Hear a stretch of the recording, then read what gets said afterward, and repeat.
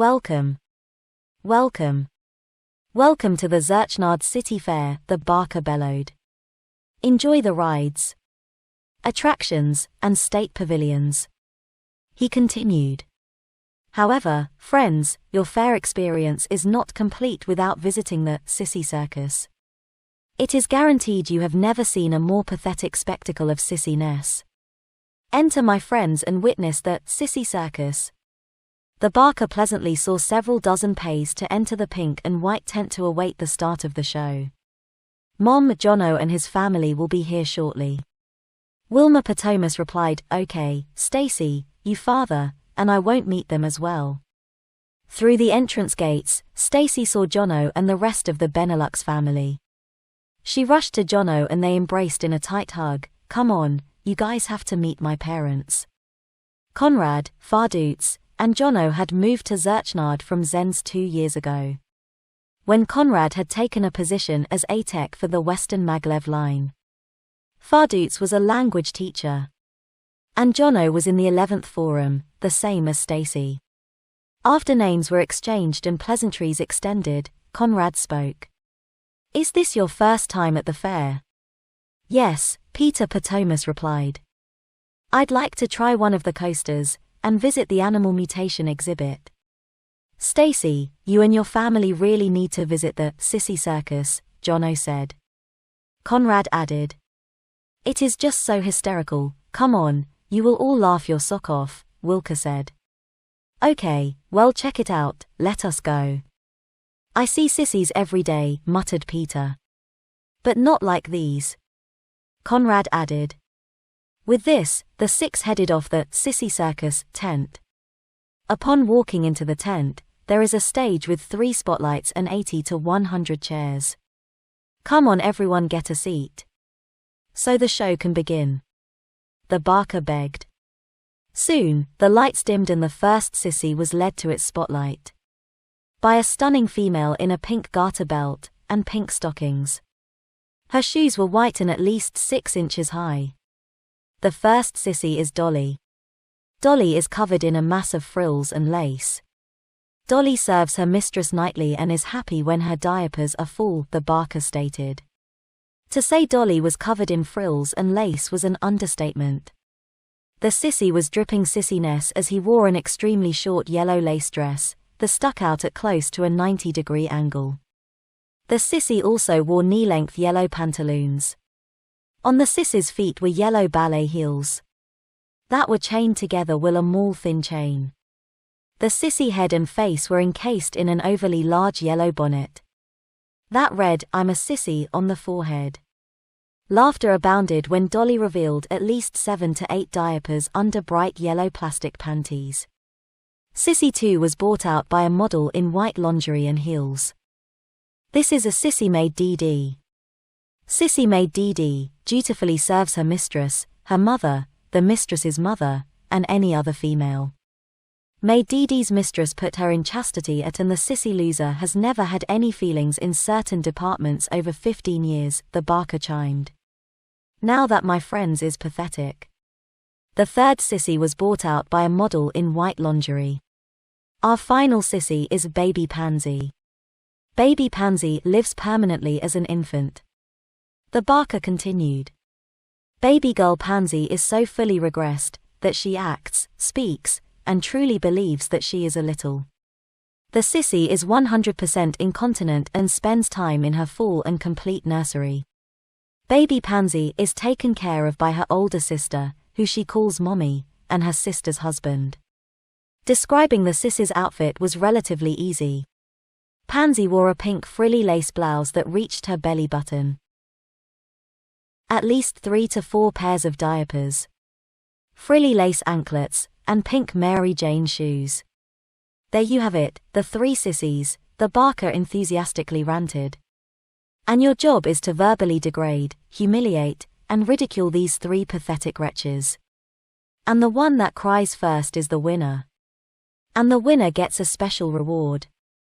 The barker added one last thought. Remember, all of these sissies have begged to butt up here on stage. It seems, they all crave and desire the scorn and ridicule they receive. So please, let's not disappoint these sissies. The barker walked the stage holding up 3 fingers. On the count 3, let's the insults and cruel comments fly. The barker insisted. Everyone counts down with me. 1, 1, the group counted loudly in unison. 2, 2, was louder still. 3. The meter said proudly, and 83 insults, humiliations, and hurtful comments rang forth. To capture all of the phrases would be impossible. However, after 10 minutes, a crowd converged around Sissy Pansy. A chant of "Fill your diaper, fill your diaper" was prevalent. Suddenly, to everyone's happiness, Sissy Pansy quickly began to fill. Those close enough to stage could tell that it really was a poopy diaper. The insults and humiliation began to overwhelm the sissy and then broke out in tears. "We have a winner," the barker screamed excitedly. The other 2 sissies were cuffed and hurried off of the stage, and a pillory was rolled out. The models quickly cleaned Sissy Pansy's diaper area and placed the sissy in the pillory device. The sissy was chained inside and the crowning headpiece was put in place and locked. The barker was given a box with close to 25 paddles in it. "You made the sissy cry, so let us keep it up."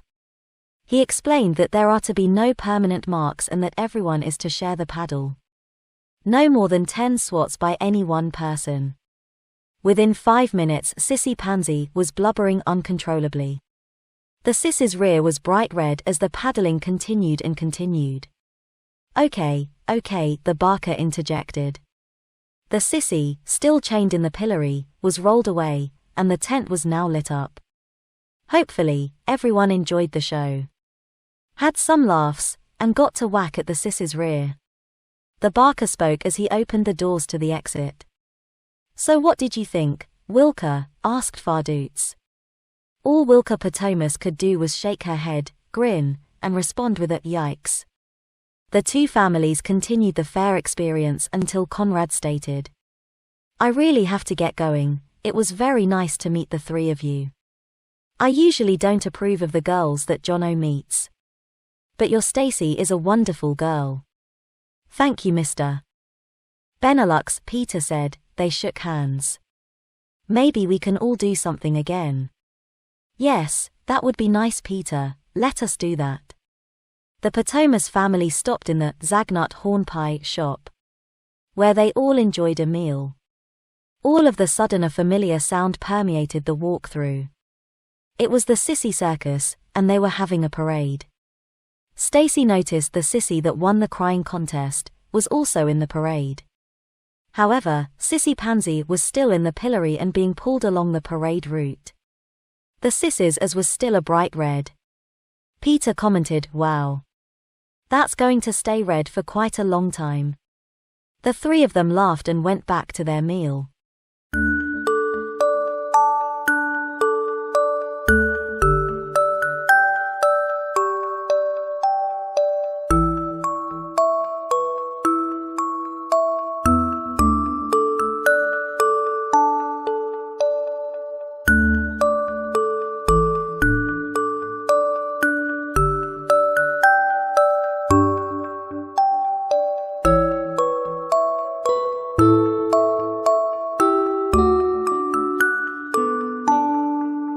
Pill for babyhood.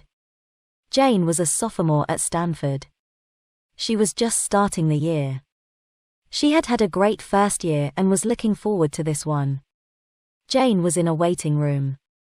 She and her best friend Lucy had volunteered as test subjects for a new weight loss pill for girls that the college was developing. Nobody would consider Jane or Lucy fat, but Jane wouldn't mind losing a bit of weight. This was perfect. Jane would lose her freshman 15 without doing any work, and she would get paid, which she needed. Stanford was expensive. Jane was given a physical. She had passed and went into another room. She met up with Lucy again. They sat and chatted. People slowly came in after they were done with their physicals.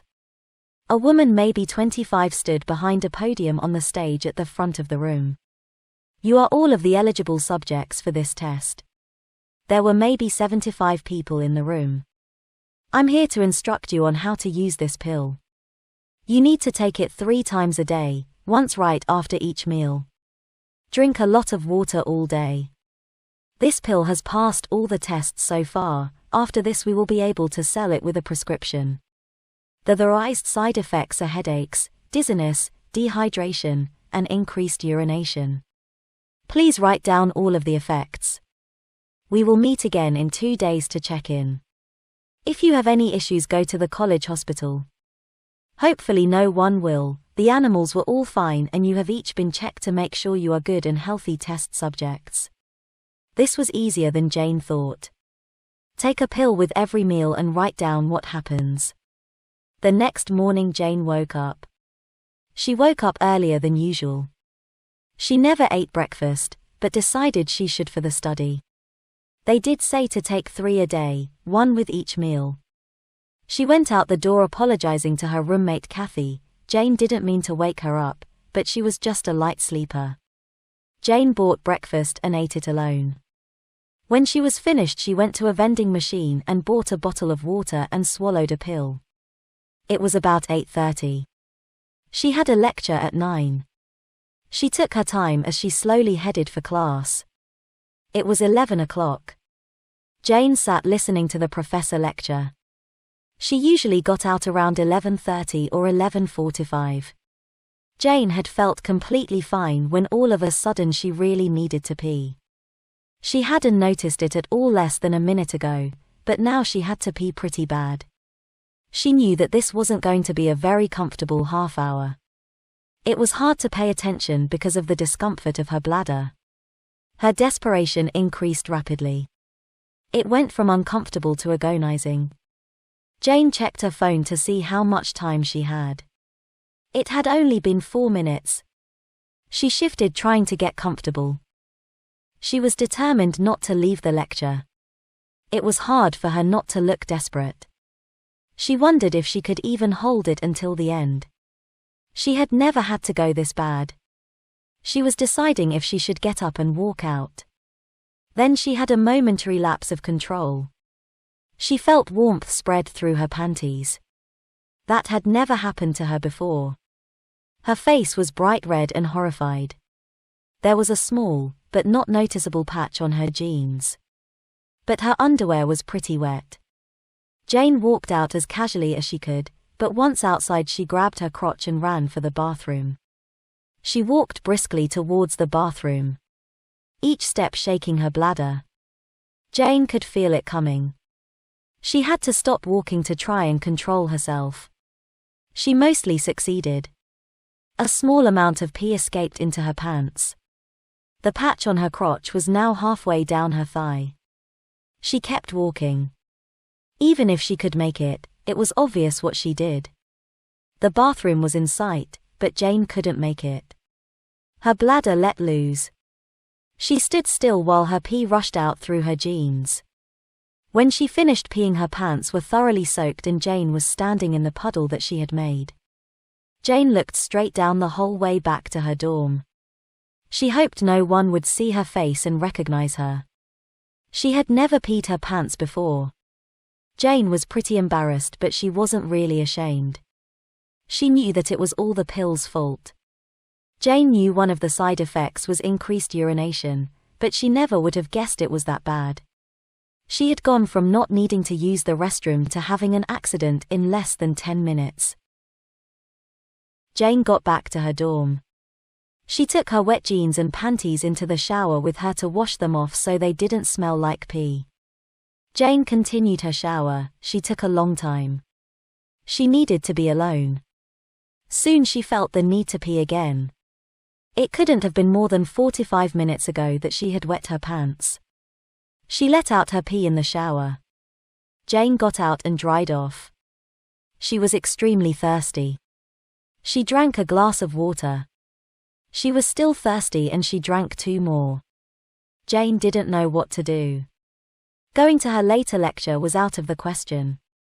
She knew she was going to have to pee a lot today. Jane decided to discontinue the experiment and just stay in her dorm until it wore off. But before she decided, Jane thought she should call Lucy. They almost always ate lunch together, but Jane didn't want to go anywhere outside today. Plus Lucy was probably in the same boat. The phone rang twice, then Lucy answered. Hi Jane.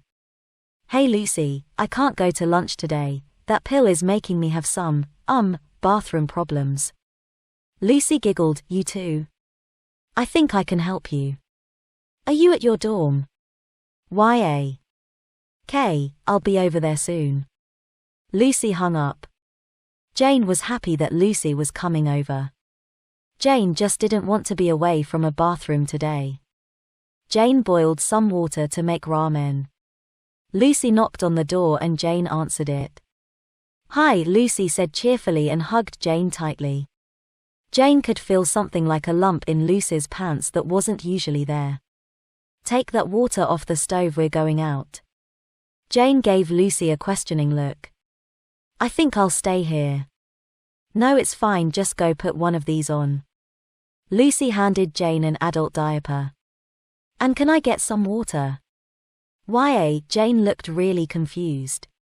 Wearing a diaper to her was just so humiliating. Knowing her condition, she would probably have to use them too. On the other hand, she wanted to go out, they were also necessary, and she knew it was just temporary. I talked to another one of the girls in the study. She said just about everyone is wearing them. YA. It's probably a good idea. Jane took it and went into the bathroom. Jane held it in her hands and looked at it. It was like a baby diaper, but giant.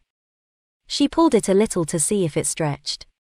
She felt the soft inside, thinking about how it was for adults like her to pee into.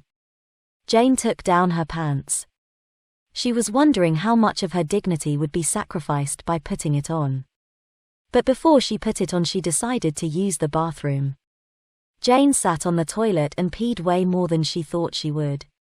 She didn't need to go at all. Jane pulled on the diaper. She looked at herself in the mirror.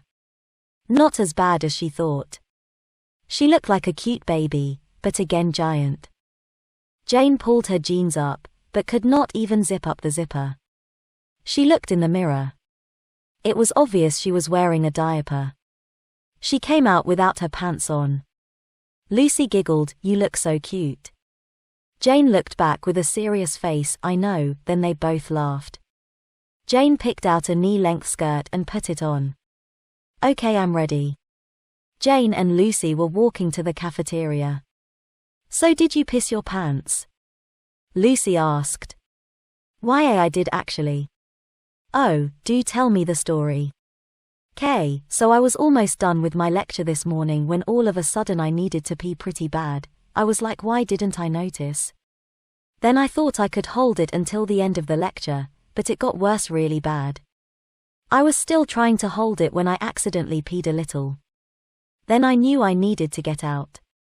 So I left and was walking towards the bathroom. I peed myself a little bit more, but I was almost there. Then I just completely let it out in my pants. What about you? YA. Me too, like a little girl. I was also in a lecture, but as soon as I had to go I left, like near the beginning, so I went to the bathroom. Then I couldn't go back to the lecture, so I went into the park. Then even though I just peed, I had to go again. I started walking back, but I knew I wasn't going to make it, so I started running, with my hand on my crotch, but then I started peeing while I was still running. I took a few steps and then I had to let it all out. They picked up food and went outside to eat it on a table. Jane sat down, but Lucy didn't. Ooh, I have to pee bad. She kept shifting feet. The bathroom is like right there. No, I don't think I can make it. Lucy closed her eyes and stood still. Phew, that felt good. Lucy sat down. Jane felt embarrassed for Lucy, even though Lucy didn't seem embarrassed at all. I mean, she just took a piss in her diaper. After they finished eating, Lucy took another pill. You're still going to continue? YA. It'll still make us lose weight. Jane didn't want to continue but felt she had to if Lucy did it. YA. I guess I'll continue.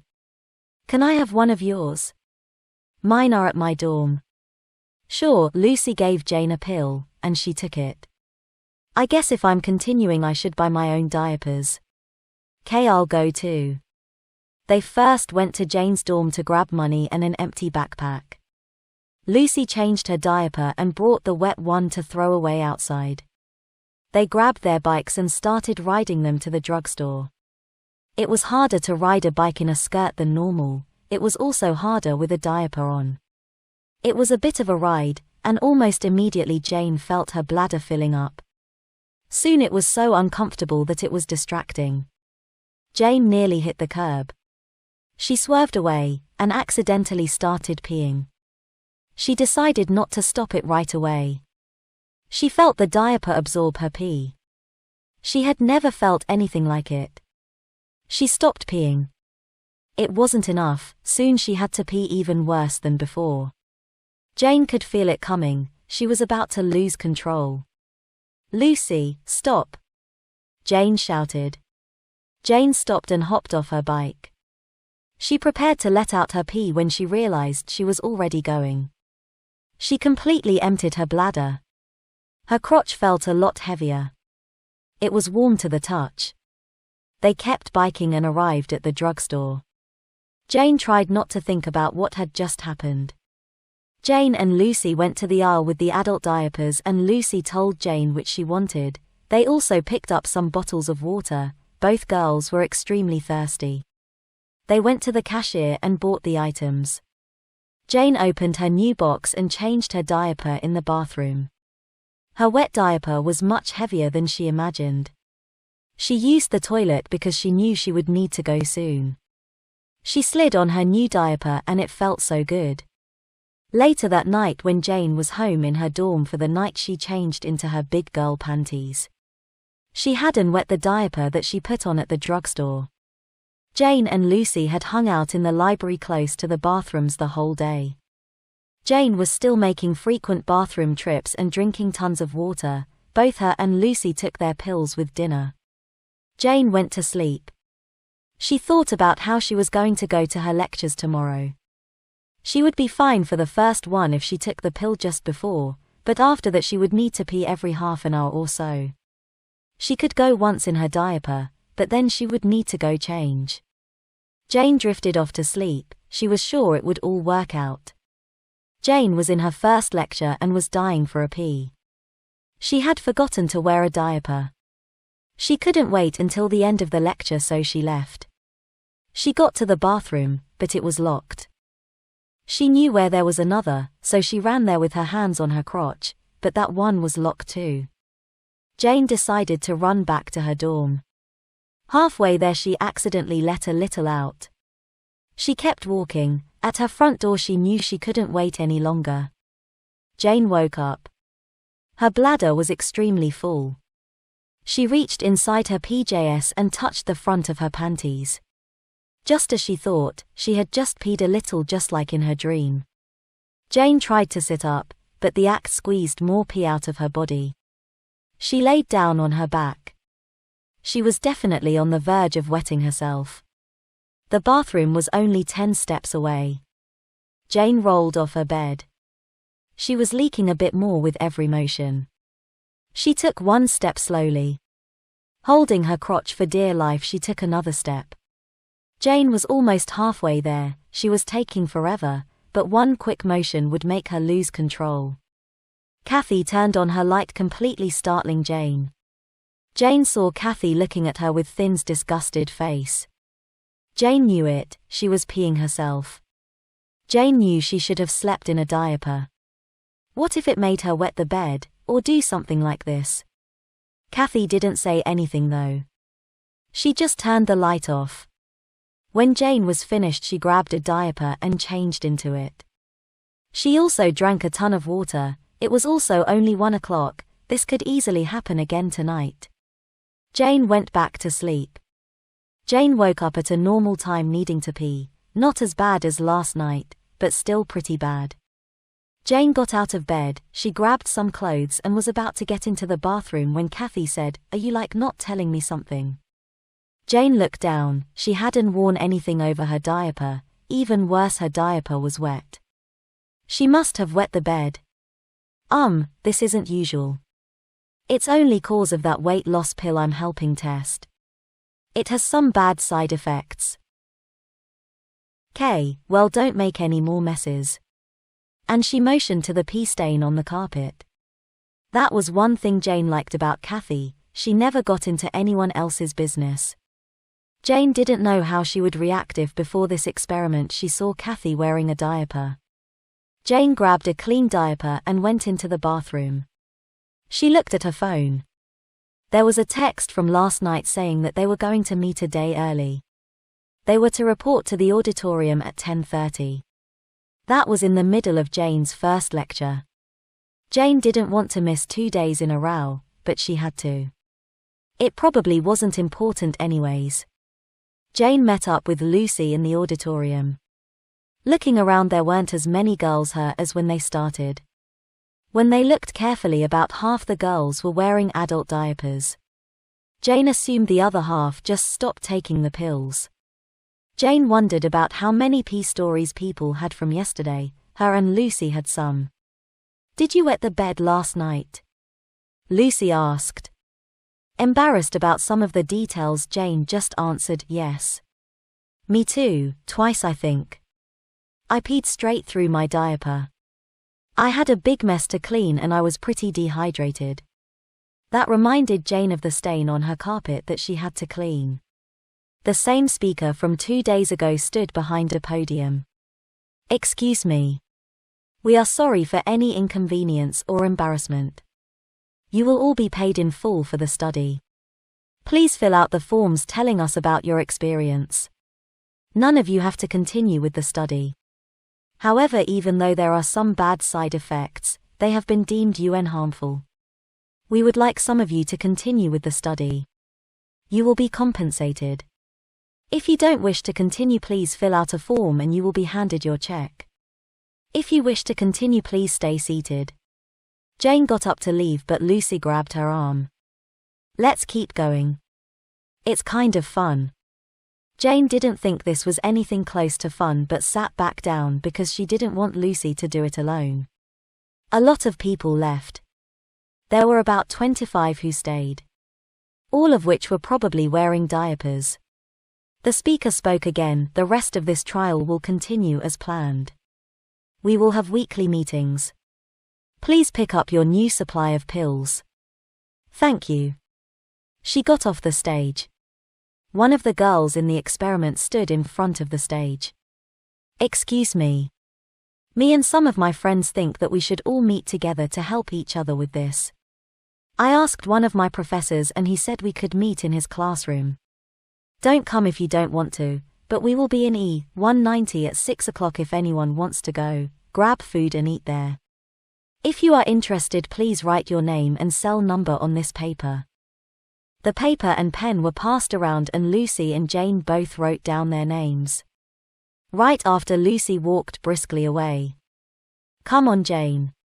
Lucy went straight to the bathroom. "Phew, I almost didn't make it. I peed my diaper a while ago. Then I had to go again, so I kept letting a little bit out. My diaper was soaked. I didn't want it to leak." Jane hadn't taken her pill this morning because she wasn't sure she was continuing, so her bladder was pretty much normal. She was still in her diaper though. Jane and Lucy went to go get lunch.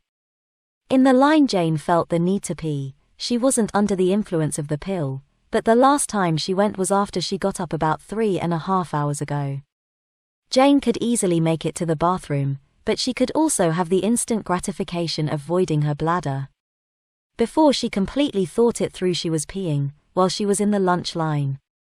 She was starting to like the feeling of going in a diaper. It was strange, but good. After she finished, she realized that there was no need for it. She was a 19-year-old girl peeing in a diaper because she chose to. That made her feel guilty. The other times she didn't use the toilet were accidents.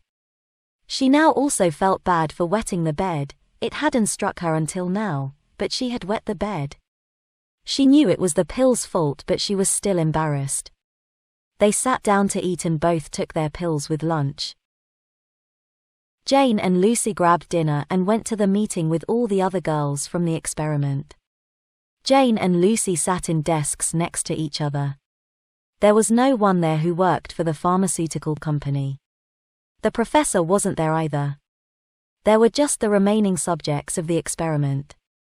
They had arranged the desks in a circle. A mid-height Asian girl stood up in her seat. "Hi, everyone, I'm Nancy. Now the goal of this meeting is so that we can help each other. The goal is that we can live our lives just as normal as when we started this. Now I'm going to pass out pens and paper to everyone, and if you could all write out what strategies you are using, or that you can think of to cope with this. Oh, this is especially important for this crowd. Restrooms and water fountains are just down the hall." Jane had her paper. She didn't know what to write on it. All she was doing was wearing diaper. Everyone here was doing that, so writing that down wouldn't be helpful. Everyone passed their papers towards Nancy. "All right, Samantha will look these over. The first problem I want to address is long lectures. I think just about all of us are wearing diapers. Right now we all use the bathroom at least once an hour. Diapers are a single use. Now this is an obvious problem for 4-hour lectures. I talked to the people running the experiment and they agreed to buy us all 2 pairs of plastic pants and 6 cloth diapers. We will all still going to need to wear disposables, but we believe that if you fold up a cloth diaper and put it into a disposable and wear plastic pants over it, that you could wet it more than once, and probably get through your lecture. Jen here is doing that now and will tell us later if it works." Everyone got their cloth diapers and plastic pants. The rest of the meeting they went around and told their experiences of the past few days. Just about everyone had had an accident. It felt good to be in a place where everyone was diapered. A bit later Jen said she was ready to test her diaper plastic pants combo. She took down her pants. Everyone could see her already wet diapers. She sat over a sink just in case she leaked. She started peeing. They could all see her diapers filling up. Some of the pee ran out of the diaper into the plastic pants. Soon she triumphantly exclaimed, "I'm done." It hadn't leaked. Everyone cheered. Before Jane went to bed, she put a cloth diaper in her disposable and plastic pants on over. Most of the girls there had extreme cases of bedwetting. The next morning Jane changed out of her wet diaper and got ready for her lecture. She was wearing a cloth diaper under her disposable, under plastic pants. She went to her first lecture in a few days. She came out very wet, but not leaking. Jane and Lucy continued with the experiment. They had come to love diapers. When it was over, the group of 25 girls met every once in a while. Jane had a little problem transitioning from diapers to panties, but she wasn't worried. Jane still wore diapers whenever she got the chance.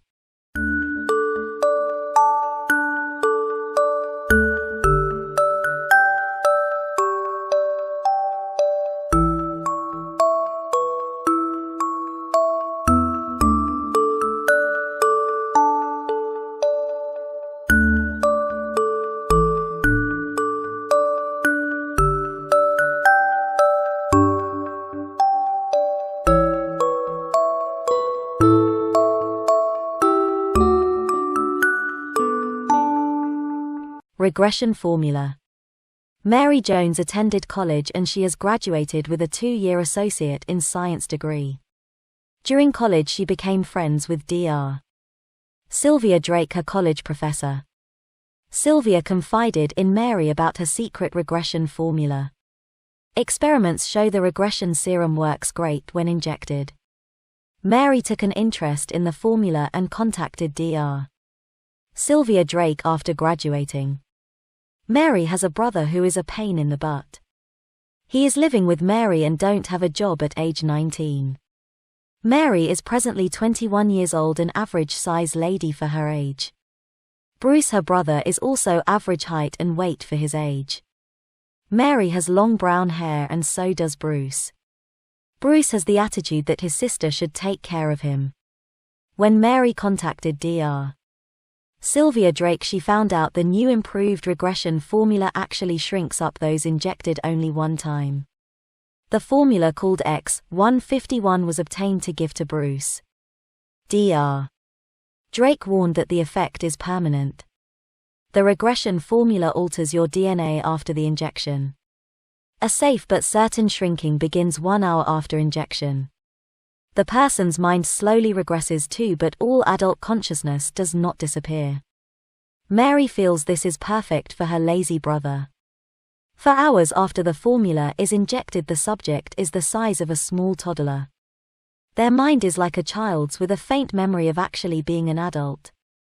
Mary feels since Bruce wants to be taken care of, that is exactly what she will do. Bruce will need to be taken care of once he is small, like a toddler. Mary has plans that include diapers, cute toddler girls' clothing, and some babying. Mary can't wait to have a toddler girl to take care of. The story takes place in Jackson, Mississippi in the year 2015. Mary has a nice 3-bedroom condo in the suburbs. Mary has the master bedroom with a bath, and Bruce sleeps in 1 bedroom. Bedroom 2 is empty, but that will change. Today is Saturday, with Mary and Bruce sitting at the lunch table. "How many job interviews did you go on this week?" Mary asked. "I bet you sat at home all day while I worked my butt off." Mary does heavy work at a local laundry in spite of her college degree. Someday she hopes to be a high school science teacher. For now, she does what she has to make a living. Hard work pays well too. "I am feeling rejected after being turned down for employment so many times last week," Bruce said. "I did not apply for any jobs this week." "That is the wrong attitude, little brother," Mary said. After a nourishing lunch, Bruce went to his bedroom. He did not do the dishes like he was told or take out the trash. Mary concludes the regression serum must be injected today. She goes to Bruce's room.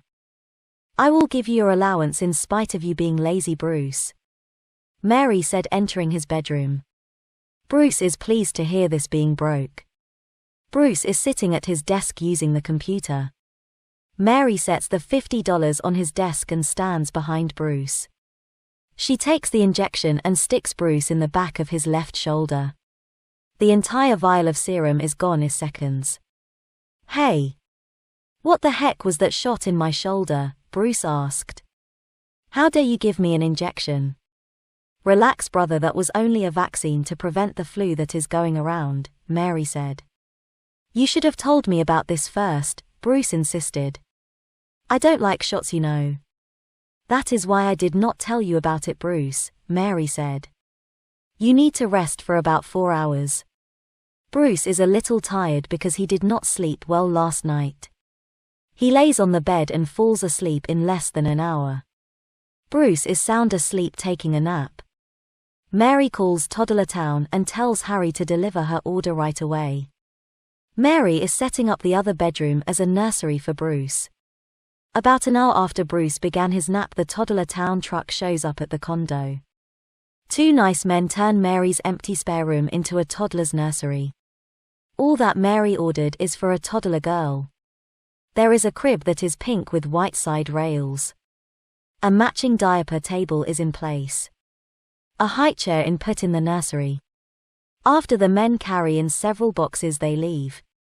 Mary hangs up Disney princess posters, Hello Kitty posters, and Pooh Bear posters. Mary empties 1 box which contains both Pampers and Huggies in a size 4. These are good for a toddler, 30 to 40 pounds. Dr. Drake said they should be perfect after the shrinkage takes place.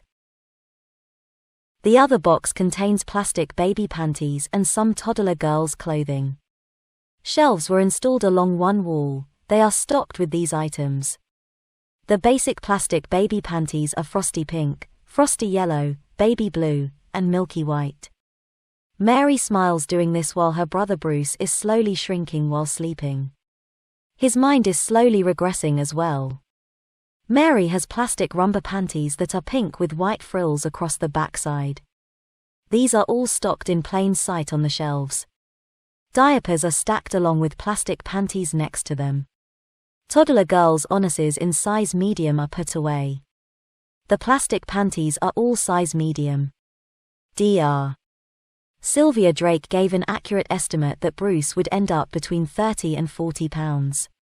His long hair will remain long. All signs of adulthood will disappear. Bruce's pubic hair will be gone along with any facial hair, leg hair, or body hair. The last items to go on the shelves are girls' socks, a few skirts, half-slips, girls' t-shirts, and girls' shorts. In the closet are toddler girls' dresses and full slips along with short nylon nightgowns. For hours after giving Bruce the injection, Mary hears crying from his bedroom. What will Bruce look like? Did the regression formula work? Will he really be between 30 and 40 pounds? All Mary's questions are answered when she enters Bruce's room. Oh my gosh, Bruce is a little toddler laying in a wet bed. Mary said to herself after entering the bedroom. He pissed the bed like a toddler and is very small. The regression formula worked just like promised. What has happened to me? Bruce asked, noticing he wet the bed and is very small. What was in that shot you gave me? Your memory will fade but not disappear, Mary said. I gave you a regression formula injection. Bruce's mind is foggy, but he knows he is not a toddler. How in the world did he shrink up so small? His clothes are huge now, but Bruce is little. Mary is pleased with the results of the regression serum. She goes over to Bruce's desk and picks up the $50.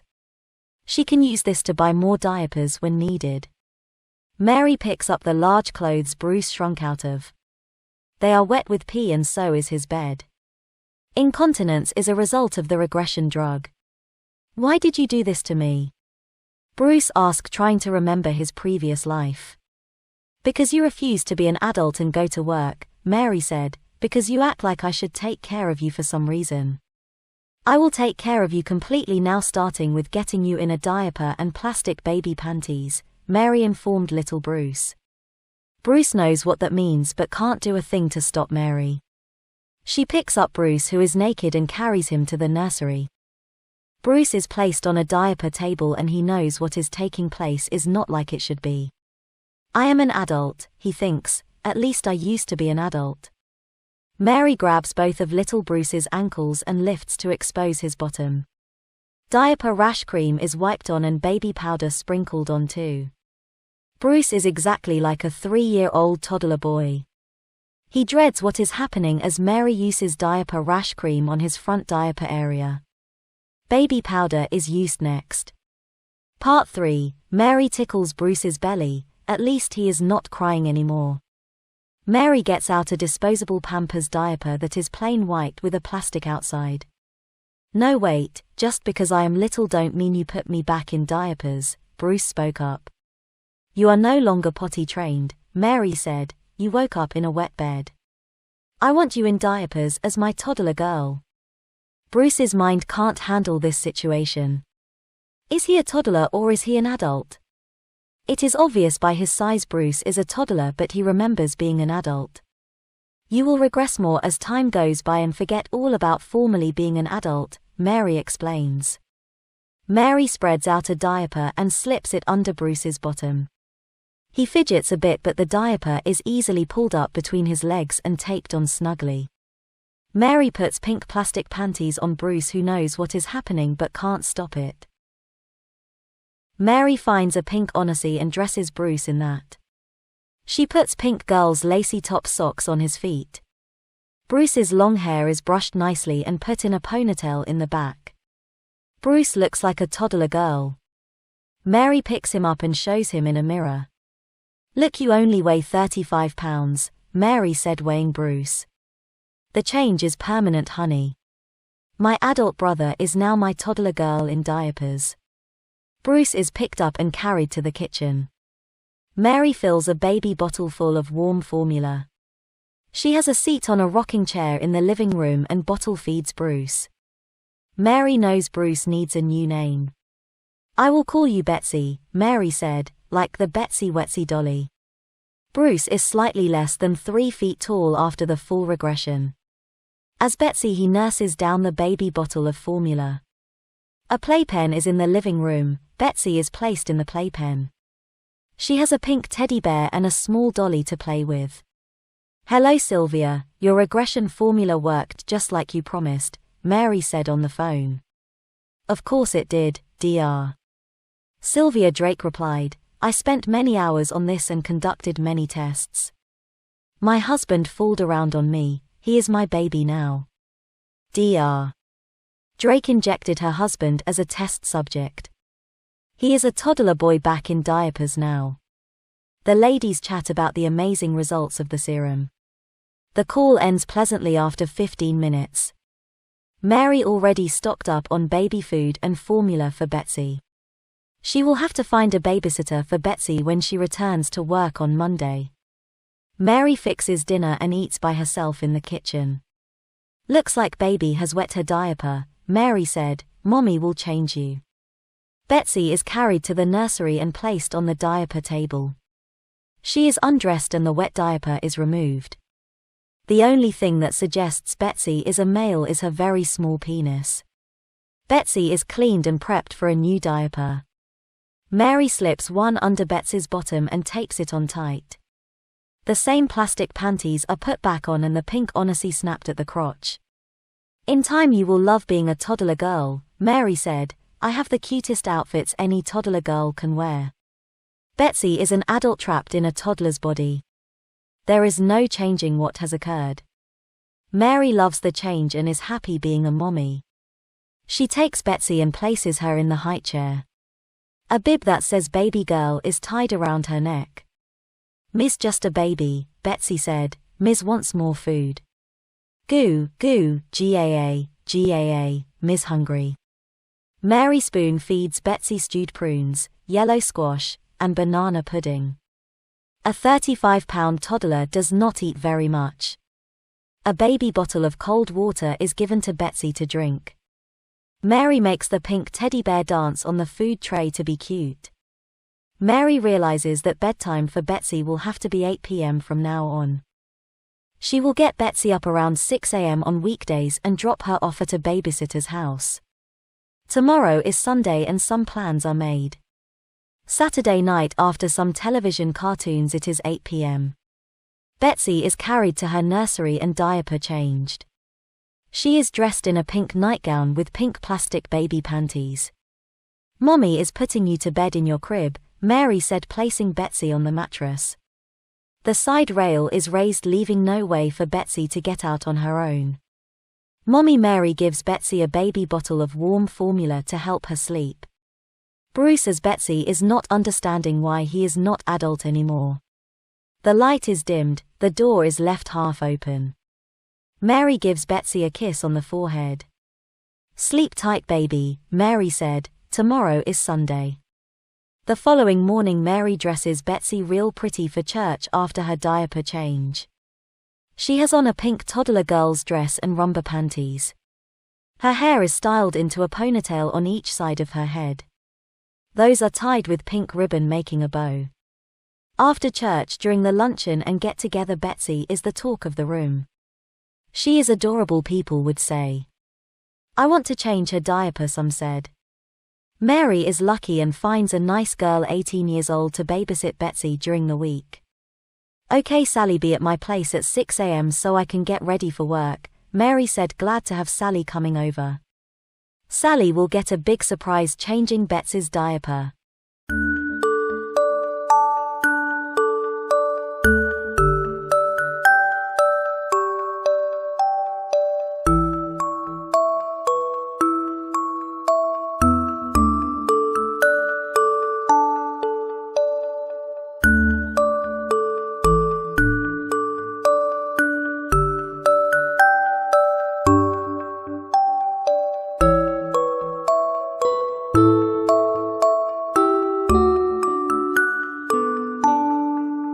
Sissy Monthly.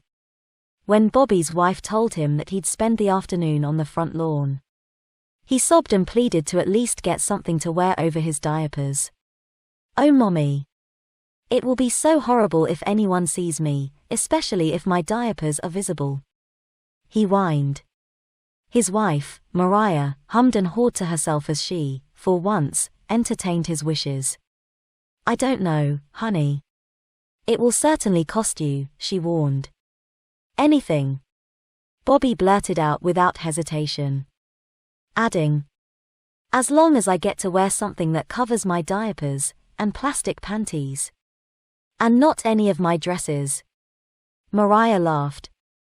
"Wow, you are a demanding baby today, aren't you? I'll tell you what.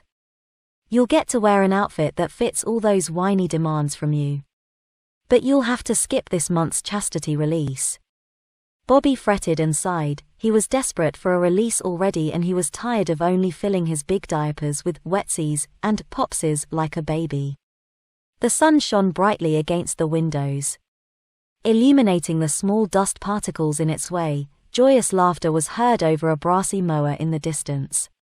He was going to be seen today, he realized, and felt his heart sink a little further. Maybe another month of chastity would be a fair price to pay. "Why yes, Mommy," he answered, finally. "Yes what?" "Yes, I want to wear something over my diapers at the cost of skipping my release this month. And no dresses that makes me look like a baby," he said, doing his best to word things carefully. He had been fooled in the past and was taking no risks this time. Mariah couldn't help but smile as Bobby's desperation seeped through every word and nervous shuffle of his Mary Jane-clad feet. He was becoming weaker and a bigger sissy with each day that passed. "And you will have to tell my boyfriend that you are such a baby this month that you only want to wet and mess your diapers. And nothing else," she said, smiling sweetly. "Oh, Mommy.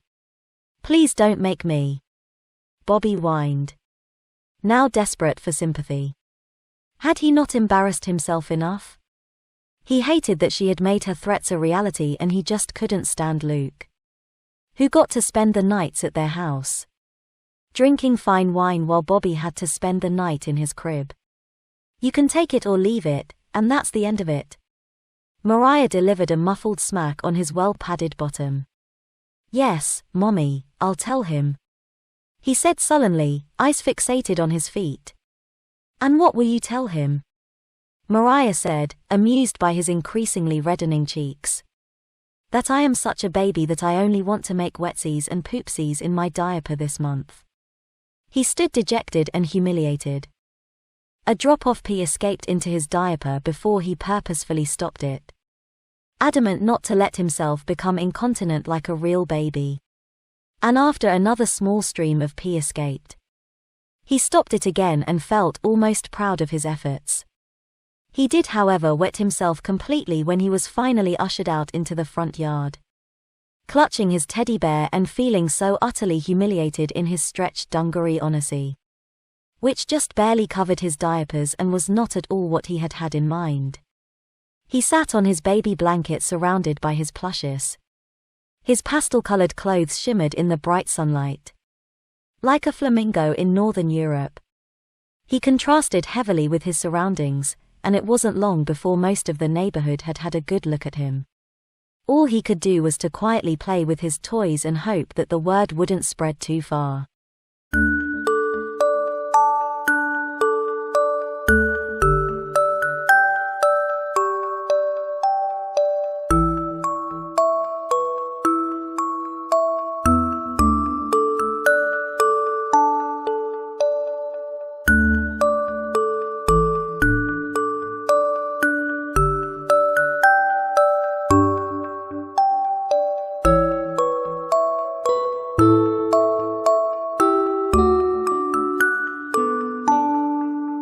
The Bedwetters Ball. Autumn winds blew down the quiet street, on which Miranda Cottington's new house resided. It was her grandmother's house really, as old as the lady herself, yet now it was also home to Miranda and her mom. Her parents' divorce had left them little options, and so they had come to start a new life away from everything that had gone wrong for them in the past. At the tender age of 17, though, Miranda was finding the adjustment a bit hard. She was a good girl, dark-haired, green-eyed, and athletic to boot. She hadn't figured this new change in life would be so hard, a new place to call home, a new school to attend, and a whole new town to explore. Yet now, just as the school year had begun to settle in, an old problem reared its ugly head. Bedwetting. As a young child she had dealt with the issue for some time, and now in the midst of everything else going on her old problem had returned. At first it had been but a minor inconvenience, happening but once the first week after the move. Yet now as time went on, more frequent were her nighttime accidents. It was dinner time at the house now, and she sat idly eating the evening meal with her mother and grandmother, not saying a word. She felt foolish in their presence after waking up wet the past 4 mornings in a row. She was 17 years old, for goodness sake. The last time it had happened this frequently, she had been 9. "So how was school today, Miranda?" asked her mother, wanting to break the awkward silence among the dinner table. "Fine," answered Miranda, not wanting to talk. There was more silence after that, as only tension filled the room until again her mother spoke. "So I've been thinking about your little bedtime problem," she began, and Miranda cringed at hearing the term, bedtime problem, for that was what they called it when she was little, and well, she added, looking over to her own mother for support. "We both think that for the time being maybe you should wear some protection when you go to bed." "What?" exclaimed Miranda, looking up from her meal. "Mom, I'm 17 years old, for Christ's sake. And you're wetting the bed like a little girl. Look, we just can't have you ruining the mattress with this," said her mother, trying to calm her down. "It's just a bit of an off thing," said Miranda, defending herself. "It was the first time maybe," began her mother, "but the past 4 nights it's happened," she pointed out to her daughter. "You're just under a lot of stress right now, we know, we all are. In time it will pass and things will get better, I promise, but for now, please." "Fine," sneered Miranda, knowing deep down that her mother was right, and that there was no real point in trying to argue with her. "Good then, your grandmother was able to pick up a pack for you to start wearing tonight. We'll get you settled before bed," said her mother, finishing up what was left on her plate. The rest of the evening went off without a hitch. Miranda finished up dinner, did a bit of her homework, then decided to watch a little television with her grandmother while her mom went about some of her own business. Around 10 o'clock, however, her mother came downstairs and asked for Miranda to come up with her. "But Mom, it's only 10, said Miranda, winning a little. "I don't want to hear tonight, Miranda, we'd best get you ready for bed." With effort from her grandmother as well. Miranda again gave up her fight against them, and proceeded to follow her mother upstairs to her bedroom. It was there that she found upon her bed an unopened pack of the protection her grandmother had picked up for her. As a child she had worn good nights a few times during her heavy bedwetting phase, and to some degree that was what she expected when she learned that she would in fact be again relying on special underwear, as her mother had called it, for protection. However, what lied before on her bed wasn't a pack of simple pull-ups she could easily fess up to wearing, but instead a bright green package that read, "Adult Diapers," and had a picture of an old lady smiling on it. "Mom," yelled Miranda, picking up the package and examining it. "These are freakin' diapers." "Well, Miranda," began her mother, hoping to calm her daughter down. "Yes, they are. You're too big for what you used to wear back when you were a little girl, and these are the best we could find." "You've got to be kidding," replied Miranda. "Nope," stated her mother. "Now you can either get yourself ready for bed or you can let me do it if you think you can't handle it." Miranda huffed in reply. Having to wear diapers at her age would be hard enough, but she'd be damned if she was going to be changed like a baby. "I'll do it myself," she said, sighing. "I'll leave you to it then," said her mother, and with that she gave Miranda a few other supplies and then left her daughter's room to give her some privacy. With the door closed, Miranda dropped the package down on the bed and began to undress. She hated having to do what she was doing. She ripped open the plastic pack and pulled a diaper out. She held the folded garment in her hand for a moment. With a long sigh she unfolded it and laid it on the bed. Brushing aside the package, she made room for herself to take a seat, and with another long sigh she began to fasten the diaper to her naked torso. It was tricky having to fasten the tapes by herself, but under no circumstances would she call for her mother's help. With time and a little adjustments she was able to secure a snug fit. Going over to her dresser she was thrown off by the way the diaper impeded her movement, and the crinkle noise it made with every slight move. She picked out a pink tank top and a pair of pajama pants, only to decide against them and wear just the top instead. She caught herself in the mirror then, and there clad in only a diaper and pink tank top she gave herself a once-over. She found the image looking back at her ridiculous. Here she was a girl nearly an adult, wearing a diaper to bed. As if being the new girl in school hadn't been hard enough, if word of this ever got out she'd never live it down. She fiddled with her hair then, forgetting briefly her diapered state. Until her mom knocked on her door. "Come in," she called matter-of-factly, and her mother entered the room. "Well, you don't look so bad," she said upon seeing her diaper-clad daughter.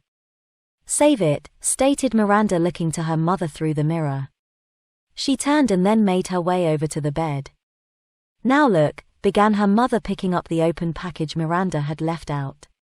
"I know it's not fair, but it's for the best," she added, taking the package and placing it under the bed just as she had when Miranda was a little girl. "But the doctor told me, after you had started staying dry at night, that if you were ever under stress again, then your problem would probably return." "I know," sighed Miranda, pulling back the covers of her bed. She climbed in, and scooted her way over to where her mother stood. "Just take it easy, and don't worry so much, what happened wasn't your fault. In time you'll sleep dry again, just wait, I promise." "I know, Mom, I just hate this," she said, suddenly feeling the need to hold back tears. Her mom gave her a hug in comfort then, and the two exchanged goodnight kisses before her mom left Miranda to get some sleep. She found a speck of humor about tucked into bed while wearing a diaper, and she couldn't help but laugh a little as she turned off the light by her bed. She found it hard to sleep though, as the diaper proved terribly bulky between her legs and made a loud crinkle sound whenever she moved. Soon though she found herself at ease, and softly she went off to sleep. No sooner had she been asleep, however, when suddenly a chill wind blew across her slumbering body, waking her up. Having only been asleep for what seemed to be a moment, she awoke to find she was no longer alone in the room. For there was a figure at the foot of her bed, and she soon found that her first impulse, once realizing that it was in fact not her mother or grandmother, was to scream.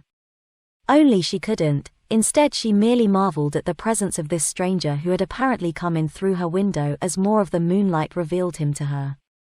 He wore a coat that blended with the night sky outside, with tails that hung to the back of his knees. His shirt was ruffled at the collar and the cuffs stuck out from his jacket sleeves.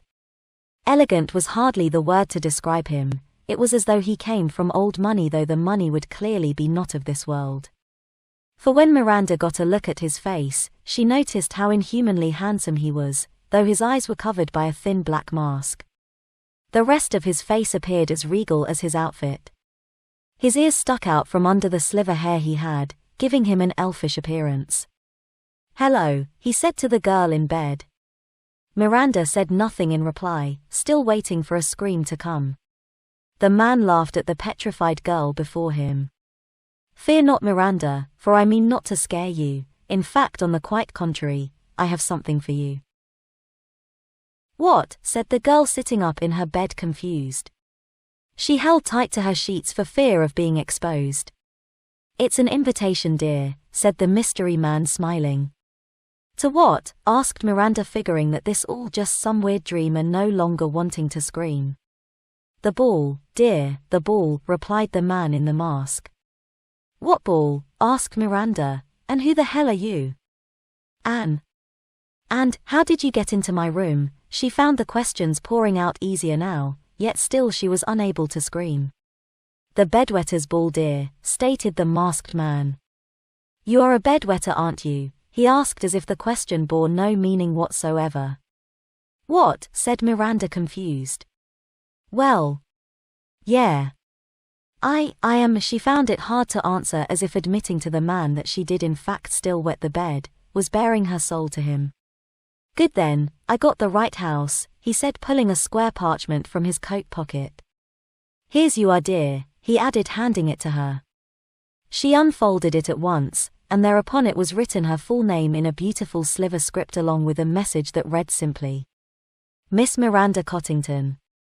Your presence has been requested this evening by the Marquis de Enuresis for his nightly Bedwetters Ball.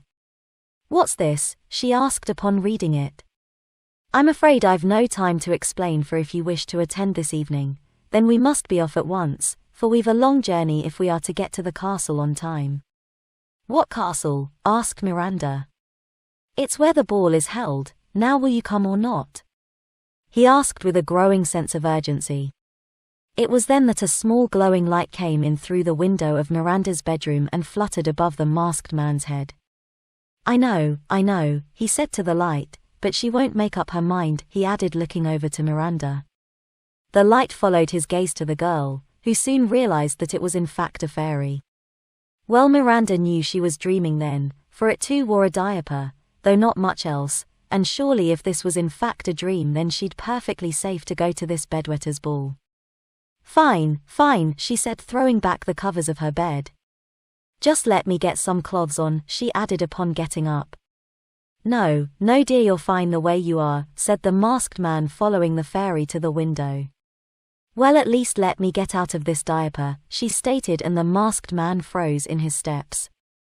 He said nothing for a second and only looked at her bizarrely. Well, you can't go unless you're diapered, he stated, as if Miranda's request had been the most absurd thing he had ever heard. Oh, said Miranda, unsure of her error, okay then, and with that she followed him out the window.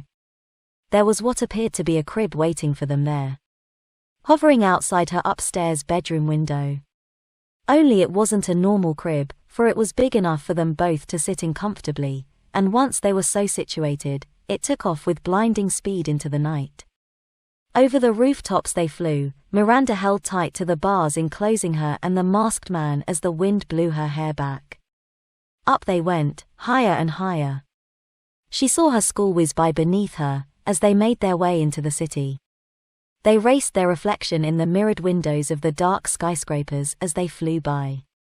Up they went, higher still, leaving the world beneath them behind, to a world where the moon was big a mountain and the clouds like cotton candy. She saw it then, the castle of the Marquis, floating on a single island in the sky high above the world she knew. Its Gothic exterior standing alone in the night. A quiver of anticipation ran down her spine as they neared its foyer. She saw stained glass windows aglow with light from inside, and the faint hum of music filled the air as the masked man brought his flying crib down to its landing pad. The fairies flew off to join the others around them, as an escort of teddy bears came to greet the new arrivals. For this was a place of magic. You're late, said one of them in a voice befitting that of a stuffed animal. We started without you. Well, I had to make an entrance, spoke the masked man in reply as he stepped out from the now stationary crib. We've a new guest with us tonight, he added, motioning to Miranda. Give her a hand, would you, he said, and the teddy bears obeyed. They were soft, noted Miranda as they helped her down from the crib. Like little men, only living teddy bears instead. Dressing just as well as the masked man, yet more uniformed with each other. Amazing, she said, taking the insights around her. Yes, just make sure you don't look down, whatever you do, said the masked man. For it's a long fall and I doubt you've enough padding, he added, removing his gloves. Now may I have the honor of escorting you, dear, he asked, extending his hand to hers. Yes, of course, she said, snapping out of the trance this new world had put her in. She then took the masked man's hand. The two locked elbows and proceeded behind one of the teddy bear guardsmen, and into the castle. Whereupon Miranda was further amazed by the sights she saw. They entered from the balcony overlooking the great ballroom of the castle. Miranda looked on in awe at the grandeur of it all. For before her now was a spectacle like none she had ever seen. On the dance floor below, couples waltzed to the beautiful music being played. Some dressed to the nines, with ladies in gorgeous gowns and men in romantic attire like that of the masked man, while others dressed in more formal costumes of animals. There were cats, foxes, and rabbits among other furry creatures. However, everyone wore a mask, for the Bedwetters Ball was a masquerade. Ladies and gentlemen, called the teddy bear before them, and suddenly all eyes were on Miranda and the masked man. I present to you this evening, the Marquis de Enuresis, and the Lady Miranda Cottington, he said, announcing their presence, and a wild cheer roared from the crowd. Miranda felt anxious, as she soon realized that while everyone else wore fancy dress, she on the other hand, had merely a diaper and shirt on. She didn't like the attention, and found herself clutching tighter to the masked man's arm, who had but only been revealed to her as the Marquis but a moment prior. "It's okay," he said, whispering to her, "everyone here has the same thing as you underneath their fancy clothes. What is it you want to wear?" he asked, soothing the girl.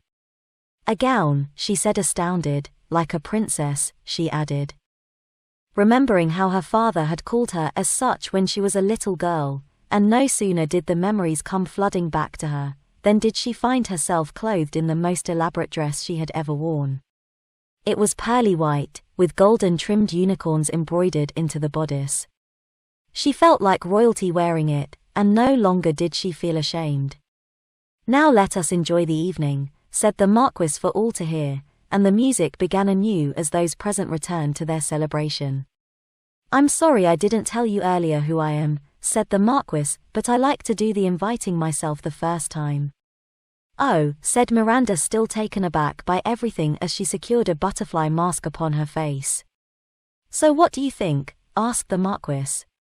"It's quite lovely," she answered, following the Marquis as he began his descent to the floor below. "I'm glad you think so," he said, nodding to those he pasted on the stairwell. For everyone there knew him, after all this was his home. "So please enjoy yourself, on my behalf," he added. "Are you leaving?" asked Miranda. "I must attend to some matters, dear," he answered, drawing her out into the crowd. "But please save me a dance," he said, bowing to take his leave. "Of course," said Miranda as they departed. She wanted to explore the magnificent palace, and so she did, finding excitement with every step, as the wonders of childhood returned to her as if they'd never left. Here there were no worries for her to stress over, no school to attend, and no parents to divorce. That world was miles away, and for now she'd not dwell on such things. She noticed the costumes people wore. Some were dressed as children, with frilly dresses of pink and purple. She counted even a few boys dressed in that fashion, though most wore more masculine attire. There were a few who sucked on pacifiers. Yet there were no quarries, for all shared the evening's festivities with an open mind, and so it was people dressed how they pleased, though all wore diapers. Miranda could tell by the way everyone moved. The sweet smells of honey and butterscotch filled the air around her, as more teddy bear servants went about with trays of sweet finger foods. She followed her own urge to twirl about on the dance floor in the gown the Marquis had given her, and soon found herself joined by others. Men left and right lined up to dance with her, and she obliged them all, dancing with everyone at least once. There were group dances and waltzes and even musical numbers to reveal Broadway, for the entertainment was top-notch. She spotted the Marquis a few times watching down from above as he chatted with his servants and guardsmen. The musicians were a talented bunch, playing songs as beautiful to the ears as the ambience of the ballroom was to the eyes. She laughed and giggled harder than she had in a very long time, as the furrists played jokes on each other and danced silly dances. She played games with them and the others, and had fun for the first time in what felt like ages. There were toys abound everywhere, and playing with them as she had as a little girl brought a smile to her face. She thought she recognized a few of the others partaking in the Marquise's ball, though the masks made it impossible to tell. They added a sense of anonymity to the affair, which Miranda felt was good. For there were young people of all shapes and sizes present, but it did not matter what they looked like, for all were bounded together by their diapers. The great hall was alive with enjoyment. It seemed impossible for anyone present to be sad, for the fires of pleasure were ablaze on that night, and many a couple enjoyed more than a dance. There was an equal number of boys to girls, but what amazed Miranda the most was the sheer number of those gathered, for she had no idea this many people her age wore diapers, and as she conversed among them, she found an even larger number of reasons why. There were those who wore all the time, day and night regardless. There were those who wore for need and those who wore for fun. It did not matter, for all had found comfort in the garment, just as Miranda was finding it out for herself. The night seemed to last forever, and Miranda liked it that way. She danced, and sang, and played with the others, as the Marquis watched on from his throne above the dance floor. When the time came for their dance, they had the whole floor to themselves. Everyone watched along the sides silent as their music played. The way he moved was sheer beauty, thought Miranda as he offered his hand to her. The waltz they shared was the highlight of the evening for sure.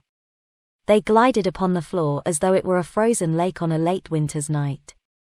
Miranda wondered what he looked like under the mask, as the Marquis held her close to his chest. Finding only tranquility in his cool dark eyes, she felt as though she could dance forever, but their dance came to an end, and as others joined in with them to take up the sweet melody of the music, they whispered to each other softly. "So did you find my ball accommodating?" he asked, still leading her on the floor. "Oh, it's wonderful," she answered, resting her head upon his shoulder and closing her eyes. "Would you like to see the sunrise from the East Tower?" asked the Marquis, as the minstrels brought their song to a close. "It truly is a sight to behold," he added, stopping with the music. "Oh yes, that sounds lovely," said Miranda, her eyes still closed as if the magic of her first dance with the Marquis would disappear if she opened them. "Come then," he said, taking her by the hand once more to lead her through his castle. They left the ballroom behind, and alone they went to the East Tower of the castle. Up a great spiral staircase he led her, the sounds of the ballroom merely an echo of beauty, till they came to a great wooden door on which the opposite side was a white marble balcony. The pre-dawn wind blew Miranda's hair back as the two exited the stairwell. Grey was the world outside the castle walls, and with nothing but clouds beneath them, Miranda held close to the Marquis. He put his arms around her as the pair looked off into the sky before them, as the faint orange glow of daylight appeared on the distant horizon. "I'm glad you enjoyed yourself," said the Marquis gently. "Can I stay here forever?" asked Miranda, again closing her eyes and leaning into the Marquis's chest. A subtle laugh came from the Marquis then, as he turned her around to face him. "My dear, you need to change," was all he said in reply. She looked down at herself then, and no longer was she wearing the great gown the Marquis had given her. Instead she found herself returned to the clothes she had come in, only now the diaper she wore hung low with wetness. She didn't remember wetting it though, and as she thought on the matter the world around her became blurry, as the morning light blended with the castle's structure to become the ceiling of her bedroom. She found herself alone then, just lying in her bed as though nothing had happened at all. For it had all been a dream. She had known that in the beginning, yet in the end it had seemed so real, and here she was, alone and wet, just as the sound of her mother's footsteps could be heard from the hallway. "Are you awake?" came her mother's voice as she popped her head in to check on her daughter. Yeah, replied Miranda, sitting up in bed and wiping the sleep from her eyes. "How'd you sleep?" asked her mother, entering the room. "Fine," said Miranda, stretching and pulling the sheets back. Despite the apparent wetness of her diaper, her bed was bone dry. "Looks like your protection held up," stated her mother, looking over the mattress as Miranda got up from it. "Yep," agreed Miranda, stretching once more. "Well, get yourself cleaned up and ready for school. You don't want to be late," said Miranda's mother, examining the wet diaper her daughter wore around her hips. Miranda went off then to do as she was told, as her mother went to make breakfast for them. Still lost in the memory of her dream last night, she found herself quickly seating at the kitchen table enjoying a bowl of cereal before heading off to catch the bus. She found herself longing for the Marquis to return to her bedroom and again steal her off to his magnificent castle in the sky. As the day went on, her heart ached to dance once more in the great ballroom that had been so vivid in her dream. Realizing though that it was in fact a dream made Miranda sad. Never before had she dreamt like that, yet the very prospect that she never would again filled her with despair. As the day went on, she found herself distracted by the thought of it. In class she would sit with eyes closed, seeing once again the sight of the Marquis and his ballroom in the far reaches of her imagination. It got her in trouble a few times as she was caught, not paying attention, but Miranda didn't care. When dinner time came, at least for her, she found herself more chatty at the table with her mother and grandmother. Not telling of course of her dream the night before, for that was hers and hers alone, but of other things often heard amongst dinner table conversation, and as nightfall fell over the house of her grandmother, Miranda readied for bed quite early, diapering herself almost as soon as the sun went down, for no longer did she resent wearing the garment. Yet when it came time for bed once again, Miranda thought to hope once more that maybe he would come for her again. However, when an hour passed after she had kissed her mother and grandmother goodnight, she found herself alone in her bedroom, merely staring up at the ceiling fan as its shadow twirled in the darkness. Had it truly all been a dream? Thought Miranda, fearing the truth as she lied awake. She felt foolish having to wear a diaper again, and hoping that some magic crib would come for her. Those were the wishes of little children, she thought as she softly fell asleep. Yet no sooner had she fallen asleep, than a loud thud came from outside her bedroom. Waking at once, she sprang from the bed with hope she'd find what her heart longed for. With a slimmer of glee she pulled open the window of her upstairs bedroom, to find with all her heart's delight the flying crib, awaiting to whisk her away to the Bedwetters Ball.